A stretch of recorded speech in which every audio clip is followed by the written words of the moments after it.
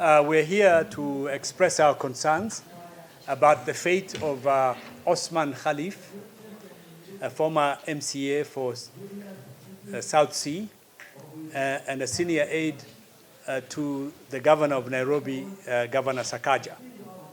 Mr. Khalif was abducted on Friday afternoon in Westlands in the presence of his family by armed men, and he has been missing for those 6 days. His report disappearances is known to the police. We were expecting that, in fact, he would be brought to a court of law yesterday. However, now, the 6th day, there is no word about his whereabouts and about his fate. The community is shocked by the fact a senior member of their community, a politician and an aide to the governor of the capital city of Nairobi, can just disappear like that. And the family is seriously concerned about his life and what his condition is. So we're here to appeal to the police to leave no stone unturned to present Osman Khalif in a court of law as quickly as possible, and if not, to issue a public statement about what they are doing about his whereabouts. I speak as a member of Kamkunji, where the family of Osman Khalif comes from, and I'm concerned as his member of Parliament, and would like the police to take urgent action to either resolve this matter or to shed light about the fate of Osman Khalif. I'm here in solidarity with the family of Osman Khalif, who is a former MCA in South Sea. As a member of Kamukunji has said, this is purely an abduction. And we want the government of the justice to ensure that Osman Khalif is found. And if he has a case to answer, then he is put on the dock and he appears in a court of law. The police or other agencies have the right to arrest anybody, but they must present him or her in a court of law. It's unfortunate that these cases of abductions is happening now, and it's something that we have forgotten it for quite a while, but it's now coming back. If a leader of that nature can be abducted, what happens to the common man? That means the common man, many of them are abducted or thrown somewhere, and we don't have their cases. Nobody highlights them. So we believe that if leaders of such nature can be abducted, our belief is that common man, wananchi, are also abducted on a daily basis. We want to ask the police, it is their duty to ensure that the safety and security of every Kenyan is on their back. So we ask the police and the security agencies to ensure that Osman Khalif is brought back. If he has a case, let him be brought to the courts of law. And we insist that Kenya is a country where the rule of law is adhered to. So we don't believe and we don't want to know that he's been abducted by security forces or security agencies without any valid reason. We ask the DCI, we ask the Kenya police to please bring back Osman Khalif and take him to the court of law if he has done anything. The family, as the member of Parliament Kamuja said, are wondering, where is their son? Where is the leader? And we, as leadership from the community as well, are asking that let Osman Khalif be brought back to his family, and if has a case, let him go back, let go to the courts. Thank you very much. So echo the same sentiments by my colleagues here. Unfortunately, the era of abduction, extrajudicial killings, and disappearances of persons is back with us. Despite the assurances of the highest office, that is the president, that and the Minister for Interior, or Cabinet Secretary for Interior, that the issue of extrajudicial killings will have to come to an end. It is not coming to an end. We have a new emergence of disappearances. In solidarity with Osman Khalif, who is a leader by his own right, a leader of a community, just disappearing like that. And it's not just disappearing. Actually, it is abduction by security agencies. All indications are that it is the police who picked him, but they are denying his whereabouts. So we are asking the police, the security agencies in general, to come out clear on this issue and bring Osman and the rest to go through the court, the due process of law. I have a new case. Last week we had a case I raised on the floor of the House. 3 persons from my constituency who have disappeared. I have a new case again.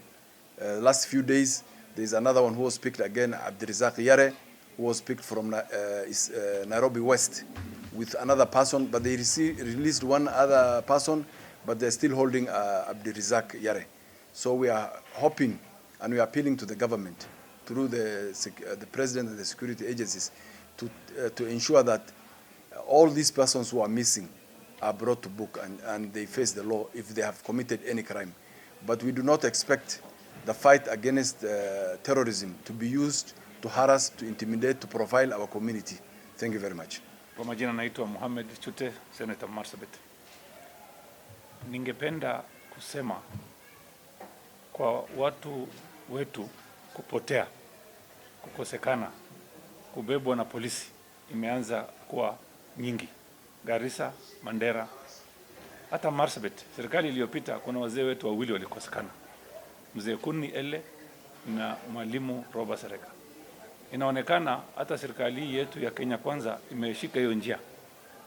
Kama huyu kijana amechukuliwa leo, Khalif, ni kijana ambaye anajulikana, ni kijana anafanya kazi kwa Sakaja, ni kijana ambaye alikuwa mwanasiasa shupavu na amebebwa leo.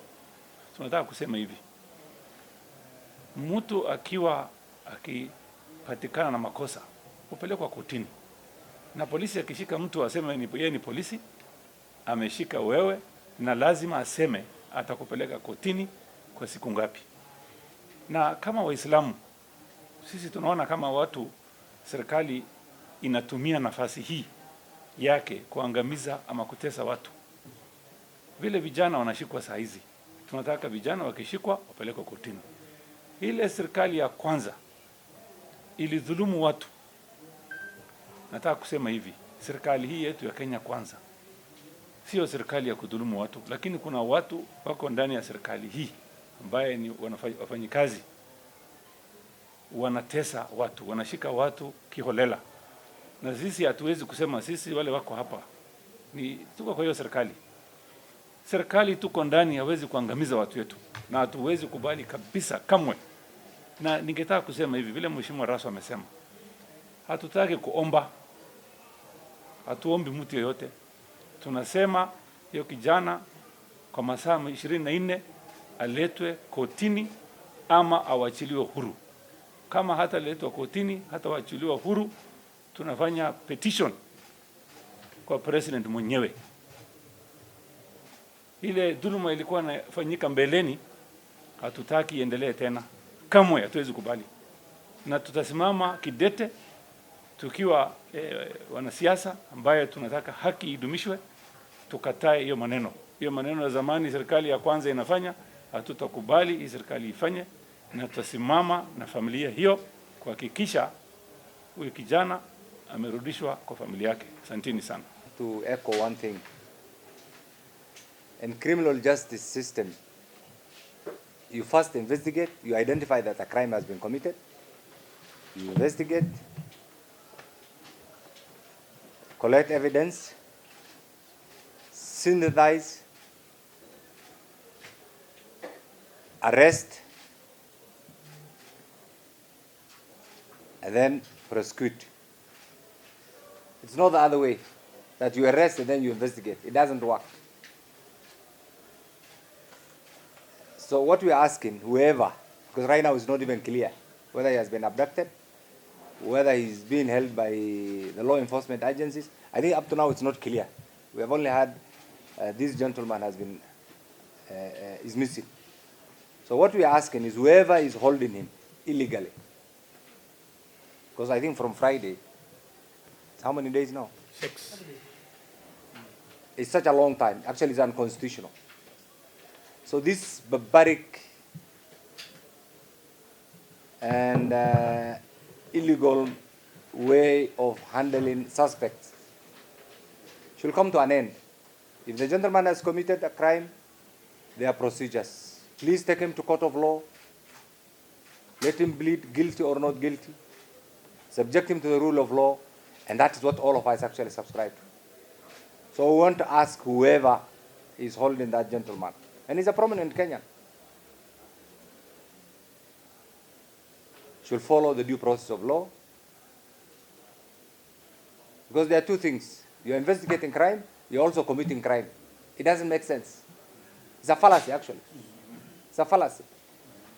In the process of committing crime or preventing crime in court, you're also committing a worse crime. I think these are things that must come to an end, because all of us must submit to the rule of law. The rule of law is just one way. It's a highway. It's just one way. The one way is let everybody adhere to the rule of law. So we're asking whoever is keeping Osman Khalif should follow the rule of law. This era should come to an end. And I thought it came to an end. It's given a bad publicity. It's all over now. All over. This trend is not a good thing. So we're asking them, please, and I think we should apply for what I know the family has applied to court for him to be produced before court. I think that is not even necessary at this stage. Produce Osman in court or grant him his freedom. Thank you. ku soo dhawow Marwo Homes Limited waa shirkad hormuud u ah horumarinta guryaha oo dhisto guryo qiimo macquul ah. Kampaniga Marwo waxay ku dadaalaysaa inay bixiso guryo casri ah oo leh tashiilaad farshaxan oo heerkoodu jaban yahay oo boqolkiiba boqol wax riba ah aan lahayn. Nashqadaha iyo goobaha laga dhisayo guryaha ayaa si taxadar leh loo doortay, iyada oo ujeedadu tahay in la siiyo qanacsanaanta ugu badan ee mulkiilayaasha guryaha. Shirkadda Marwo Homes ayaa ilaa iyo hadda soo gabagabaysay dhismaha iyo iibinta guryihii ay ka dhistay oo laga sameeyo meelo kala duwan. Mashaariicda la dhammeeyey waxaa ka mid ah 1 Tar Heights ee xaafadda South Sea, 2 Jamhuri Heights ee xaafadda Langata. Shirkaddu waxay hadda ka shaqaysaa dhowr mashruuc oo ay ka mid tahay Valley Woods 699 ee Riara Road xaafadda Kilimani, kaasoo ku dhowaada boqolkiiba 80 dhammaaday. Show House-kuna diyaar ayuu yahay si uu guriga kuu tusiyo